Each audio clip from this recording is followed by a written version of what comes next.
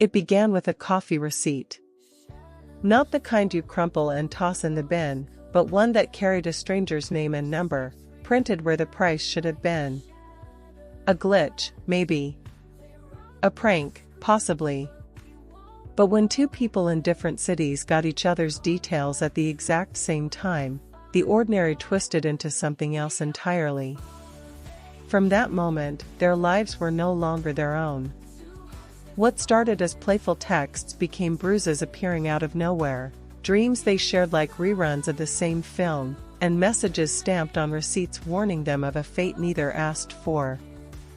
Every choice pulled them deeper into a conspiracy that blurred the line between love and manipulation, fate and design. And in the middle of it all, two strangers who had never met, bound by a thread no human hand could cut. The love receipt. James didn't notice anything strange about the receipt at first. He just wanted his caffeine shot before diving into another soul-crushing day of work. But when the barista slid the slip of paper across the counter, James froze. Printed beneath the usual Americano, $3.25, was a phone number. And a name. Eliza. Not the barista's name. Not anyone in the cafe. Just a woman's first name and 10 digits, bold and undeniable. James stared, thinking maybe it was some loyalty promo. But curiosity won. He punched the number into his phone and typed. Hey, I think your name just printed on my coffee receipt. The reply came almost instantly. Funny. I got one too. Except mine has your name. James, right? James nearly dropped the phone. Her receipt was from a cafe in another city, 300 miles away. She sent a photo to prove it. Sure enough, there was his full name and number at the bottom. Both cafes denied it when asked. Glitch? Never heard of that, they said. But the messages between James and Eliza didn't stop. By evening, they were still texting. They discovered they both hated pineapple pizza, loved obscure 80s horror films, and had the same scar on their left knees from falling off bicycles as kids. Coincidence? Maybe. But when James set his phone down to cook dinner, a new message appeared before he could type anything. Don't forget the garlic. You always forget the garlic. He froze. That was exactly what he had been thinking seconds earlier. He called her immediately. Did you just text me that? Eliza sounded rattled. No. I thought you did. Both phones showed the message came from unknown. Days passed. More receipts. More weird overlaps. One morning, James woke with a bruise on his ribs he couldn't explain. Eliza texted an hour later. Do your ribs hurt? I fell down the stairs last night. Another time, James dreamed of drowning in a dark lake. He woke gasping, then Eliza called, sobbing, saying she'd dreamed of pulling him out of water but couldn't reach him. The boundaries between them were blurring, tethering. It escalated when James spilled his coffee and the receipt fluttered out. Not just an order this time. A sentence. Meet her. Underneath, an address. He took the train that weekend. Heart pounding, palms sweaty, he spotted her in the cafe lobby exactly where the receipt had directed. She was real, short auburn hair, wide hazel eyes, a nervous half-smile that mirrored his own disbelief. James? Eliza.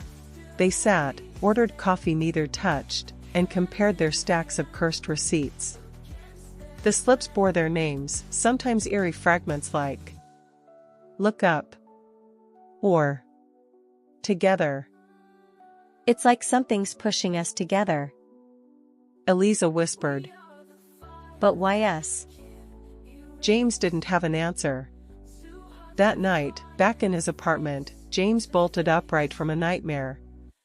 Someone had been whispering in his ear, "You're not supposed to fight it." His phone buzzed.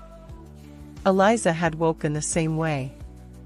Then came the first direct threat. His inbox lit with an anonymous email. Subject line, "How's the coffee?" Inside, just one image, a photo of him and Eliza, taken earlier that day at the cafe. The first sign was subtle. Eliza tripped over the corner of her apartment rug, a shallow tumble that left her knee scuffed and red. Hours later, James woke with a sharp, burning ache in the same spot. He checked himself in the mirror, no accident, no fall, nothing to explain it, but the bruise was there, exact in shape, color, and location. He called her immediately. Eliza, I think it happened again. A pause. Then, trembling. You mean the knee? James ran a hand over it. Yeah. How? I fell. It wasn't serious, she said quietly. But it left a mark. The realization hit them both like a shockwave. Every injury, every minor accident, mirrored itself in the other. An invisible tether that wasn't just emotional, it was physical. The synchronization escalated.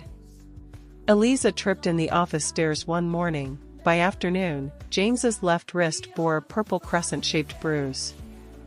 A grocery aisle mishap left her elbow bruised. James woke hours later with the same mark. It's like we are sharing bodies in some twisted way, James muttered, pacing in his apartment. Eliza's voice was taut over the phone. Or being punished, or tested. Someone is orchestrating this. Then came the near-death incident. James was crossing the street near his office under a torrent of rain when his phone buzzed. "Don't move." He hesitated. Part of him wanted to ignore it, but instinct screamed otherwise. He stepped forward anyway, and froze as a truck barreled toward him. Tires screamed on wet asphalt, blinding rain reflected the headlights, and he stumbled back just in time. The truck skidded inches past, spraying water across the sidewalk. Half-soaked and trembling, he looked across the street, and there she was. Eliza, soaked and wide-eyed. How? He gasped. I just knew. She said, her teeth chattering. Something told me to come. James's pulse raced. Their bond was no longer accidental, it was active, almost sentient. The following days, the receipts became relentless. Piled under doors, slipped into mailboxes, left in taxis. Each one carried a single, chilling phrase. Convergence required. They stared at the words, dread settling like ice in their chests. It wasn't subtle anymore, it was a summons. And the bruises continued, synchronized and escalating. Eliza tripped over a loose step at a cafe. James woke with a matching red welt across his shin. She caught herself on a slippery patch in the lobby. He woke with a raised streak along his shoulder blade. The physical connection was undeniable now, and terrifying. The breaking point came in the middle of a crowded street. Eliza fainted without warning, collapsing on the pavement.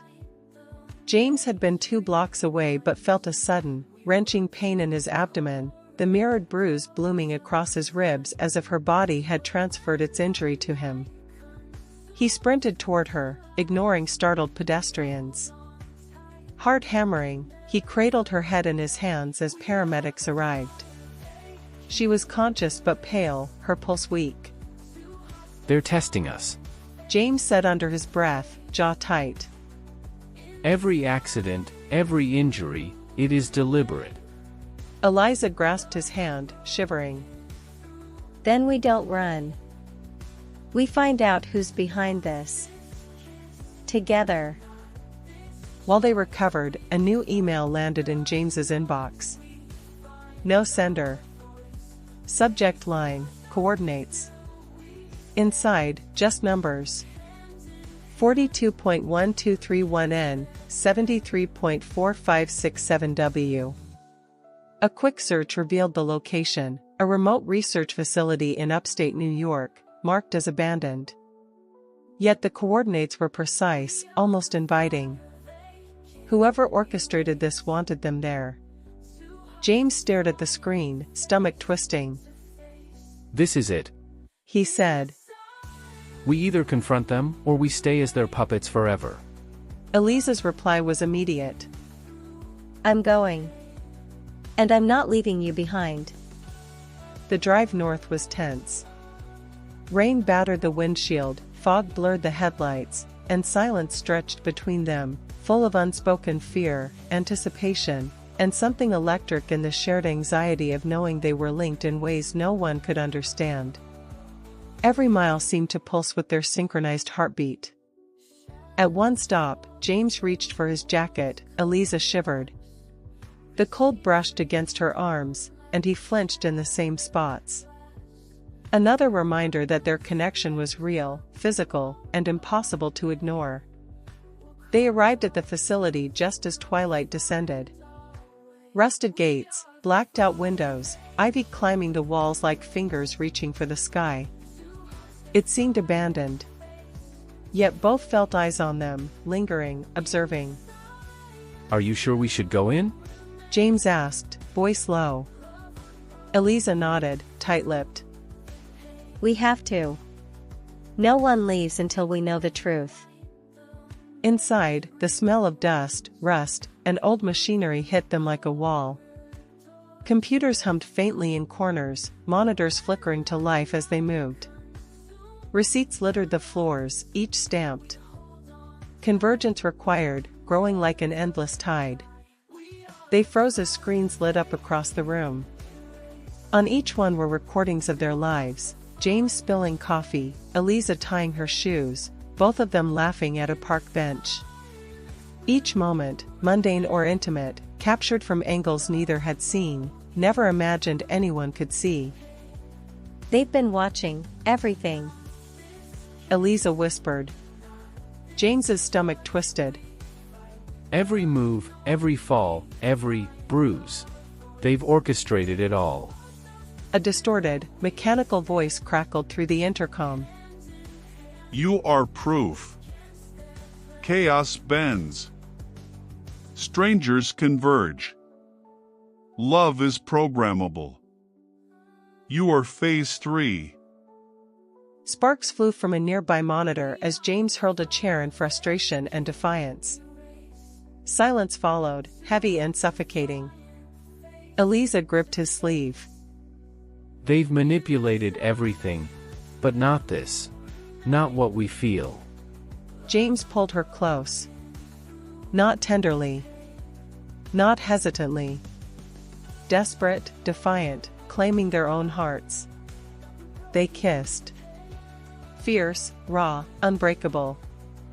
Outside, snow had begun to fall, blanketing the world in white silence. They left the facility unsure if it had ever truly existed, or if they were still trapped in some manufactured reality. But one thing was clear, the bond, the mirrored bruises, the inexplicable connection, was theirs.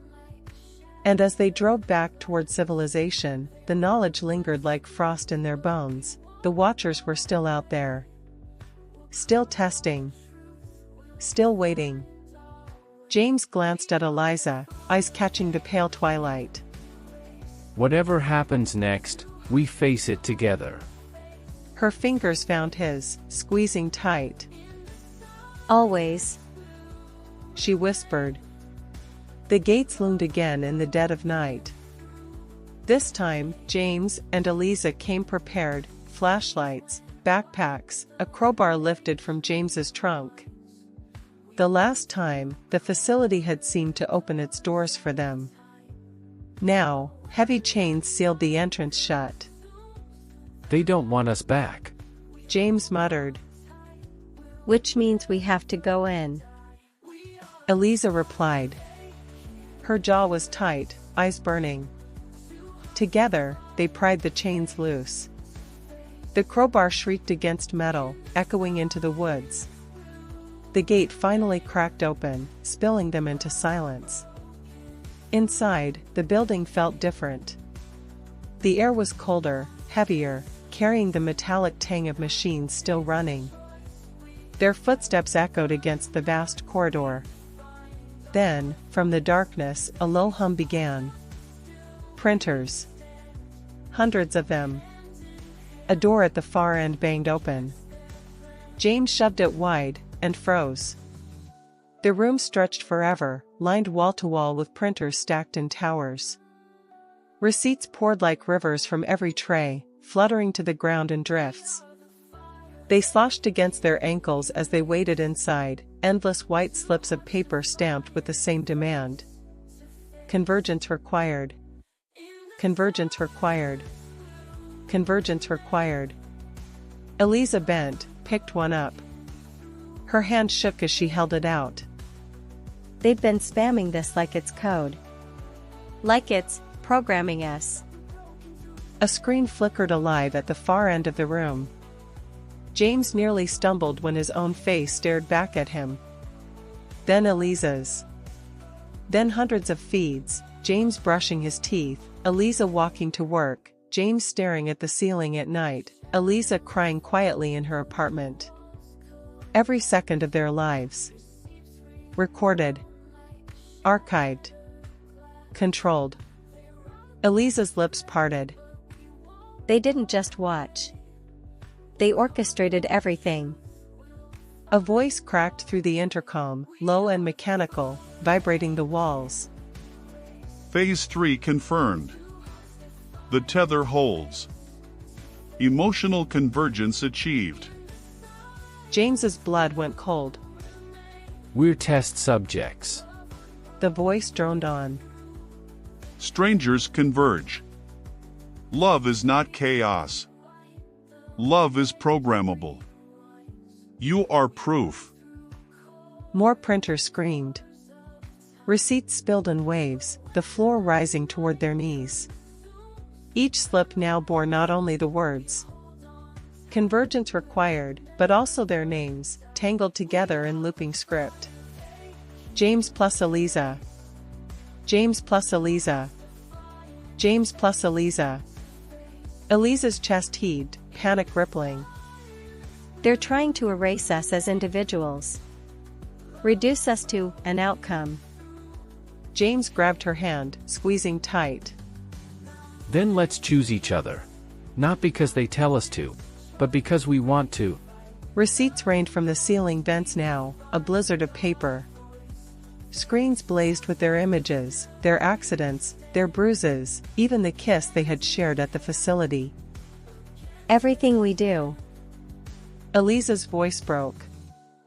They already scripted it. James turned her to face him, ignoring the chaos around them. Not this. And he kissed her. Fierce, defiant, tearing a choice out of the machine's grip. For a moment, it was only them, the noise muted, the storm of receipts blurred, the screens gone white. Then the power surged. Lights exploded above. Alarms shrieked. The floor shuddered, cracking beneath their feet. James pulled away, breath ragged. We have to go. Now. They stumbled through falling paper, sprinting down corridors that seemed to shift and fold in on themselves. Doors slammed shut just before they reached them, others burst open into dead ends. The facility was rearranging itself, like a maze designed to keep them inside. Eliza shouted over the noise. They're trying to bury us alive in here. At last, a side door yawned open onto the night. They bolted, bursting into the cold air. The gate clanged shut behind them as the building groaned. They turned back just in time to see the impossible. The facility, every tower of printers, every flickering monitor, was vanishing. Not collapsing. Not burning. Vanishing. Like sand sucked into a tide. The walls shimmered, flickered, and dissolved into the ground. Within minutes, only an empty clearing remained, the snow untouched, as though the building had never existed. James staggered forward, chest heaving. It was here. We were inside. Eliza gripped his arm, her nails digging into his skin. They covered it up. They erased the evidence. A faint whir cut the silence. Both spun. On the ground at their feet, one last receipt curled upward from the snow, still warm, its ink fresh. Phase 4 initiated. James and Eliza locked eyes, the reality pressing down like ice. They had escaped the building, but not the experiment. Snow still crunched under their feet as James and Eliza stood frozen, the last receipt curling in the wind between them.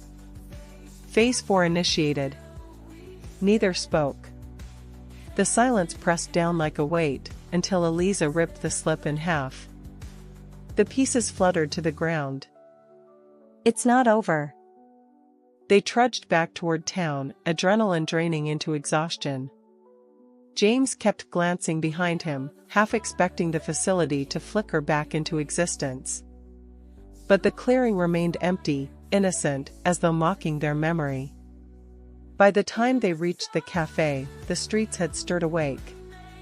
Commuters trudged by, clutching coffee, staring at phones. Life looked normal. Too normal. Because every passerby held a receipt. James's throat tightened. Eliza, look. A woman at the corner unfolded hers absently, the slip streaming down like ribbon. A man on the bus read his aloud, chuckling. Even a child in a stroller gripped one in his tiny fist, babbling nonsense as the paper trailed across the sidewalk. The cafe's window glittered with taped receipts, new ones, fresh ink. The barista pinned them up with pride, like artwork. James's heart pounded. They've spread it. Everyone's part of the experiment now. Inside, their table, the one where it began, was buried under slips of paper. Each bore names linked together. Couples who weren't couples. Strangers who had never spoken. Convergence required. Convergence required. Eliza backed away, shaking her head. No. This is worse than surveillance. This is infection. Her phone buzzed.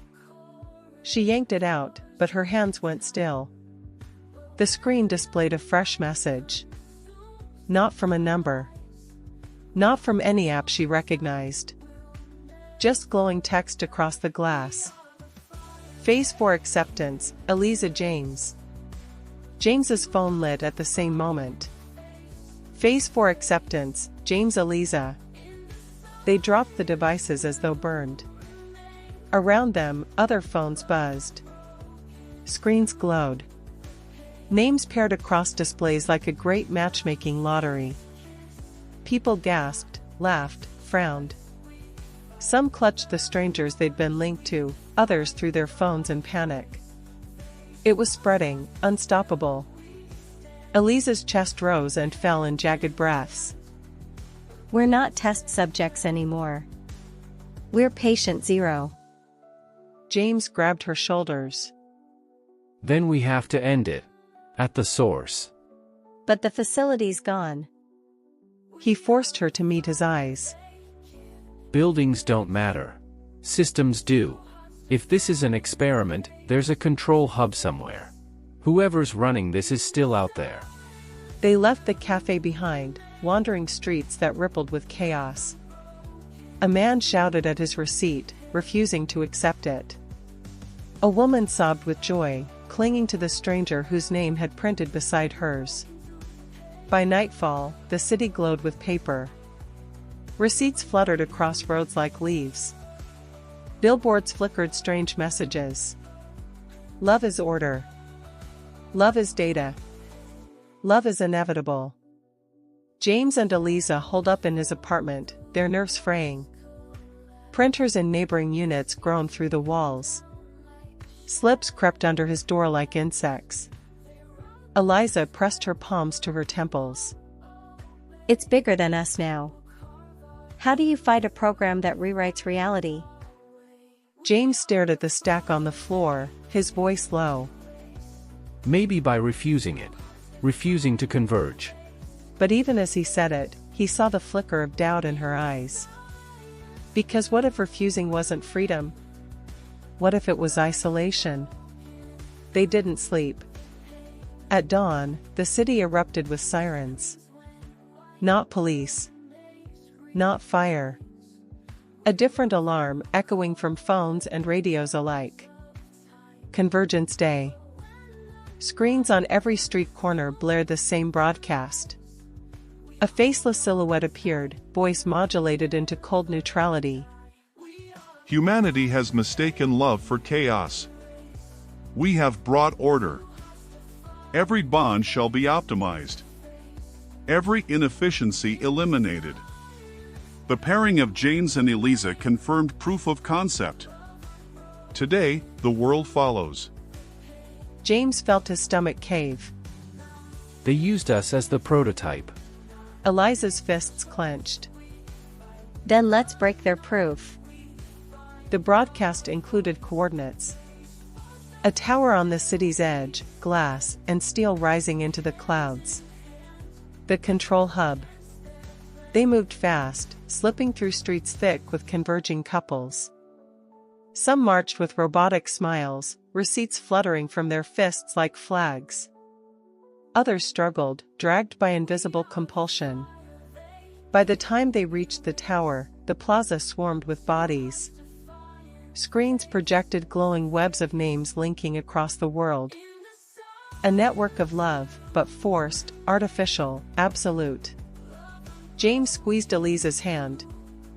If they built this system on us, then maybe only we can break it. They shoved through the crowd, slipping into the tower. Security was non-existent, the system assumed compliance. The elevators soared, glass walls revealing a city smothered in receipts. At the top, they found it, a vast chamber filled with humming servers, wires like veins, and at the center, a single terminal. The screen already displayed their names. James plus Eliza, primary pair. Eliza stepped forward, fury cutting through fear. We're not your experiment. She slammed the keyboard, searching for a command, anything. But the screen shifted before she could act. Are you certain? Erasing your bond will erase the system. James froze. Erase us? The servers roared louder, as though listening. Receipts blasted from vents, curling around them in suffocating waves. Eliza turned, tears cutting through the ash of exhaustion. James, if we delete it, we might lose everything. What we felt. What we are. James cupped her face, steadying her. Then let's find out if love can survive without being written down. He hit yes. The world convulsed. Screens shattered. Printers screamed one last time before falling silent. The flood of receipts ignited into ash, spiraling upward like snow in reverse. Outside, the city gasped awake, people stumbling free from invisible strings, blinking as though waking from a dream. When the dust cleared, James and Eliza stood alone in the chamber. The screen was blank. Their names erased. Eliza's voice was barely a whisper. Do we still? James kissed her, softly, gently, not as proof, not as rebellion, just as choice. When they pulled apart, both were smiling through tears. Looks like we do, he murmured. They turned toward the broken glass, watching the dawn bleed across a free city. But on the silent terminal, faint text flickered back to life, unnoticed. Phase 5 loading.